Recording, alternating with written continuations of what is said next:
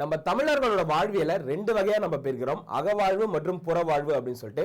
அகவாழ்வு அப்படின்ற பார்த்தா அகத்திணை என்றும், புறவாழ்வு பார்த்தா புறத்திணை அப்படின்னு நம்ம சொல்றோம். இதுல அகத்திணை, திணைனா பொதுவாக நம்ம என்ன சொல்லுவோம் பார்த்தா ஒழுக்கங்கள் அப்படின்னு சொல்லுவோம். அப்போ அக ஒழுக்கங்கள் பார்த்தீங்கன்னா நம்ம அன்பின் ஐந்திணைகளா பிரிக்கிறோம். அதுதான் பார்த்தீங்கன்னா குறிஞ்சி, முல்லை, மருதம், நெய்தல், பாலை.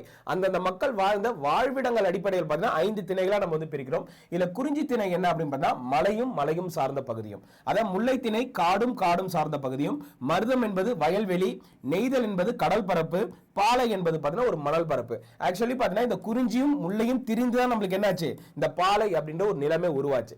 அதே மாதிரி இந்த குறிஞ்சிக்கான சிறுபொழுது என்ன அப்படின்னு சொல்றது யாமம், முல்லைக்கான சிறுபொழுது மாலை, மருதத்திற்கான சிறுபொழுது வைகரை, நெய்தலுக்கு ஏற்பாடு, பாலைக்கு பார்த்தீங்கன்னா நண்பகல் அப்படின்றது பார்த்தா சிறு பொழுது அப்படின்னு நம்ம சொல்லுவோம். அதே மாதிரி அதோட ஓகே உரிப்பொருள் என்ன அப்படின்னு சொல்லிட்டு பார்த்தா புணர்தலும் புணர்தல் நிமித்தமும் குறிஞ்சி திணை, இருத்தலும் இருத்தல் நிமித்தமும் என்பது பார்த்தீங்கன்னா முல்லை திணை, ஊடலும் ஊடல் நிமித்தமும் பார்த்தீங்கன்னா மருத திணை, இரங்கலும் இரங்கல் நிமித்தமும் பார்த்தீங்கன்னா நெய்தல் திணை, பிரிதல் மற்றும் பிரிதல் நிமித்தம் அப்படின்றது பார்த்தா பாலை திணை. ஸோ நீங்க என்ன பண்றீங்க அப்படின்னு சொல்லிட்டு பார்த்தா இந்த 6 பெரும்பொழுதுகள் இருக்குதுங்களா, அது வரக்கூடிய திணைகள்லாம் என்னென்னன்றதை மறக்காம கமெண்ட்ல பதிவு பண்ணுங்க.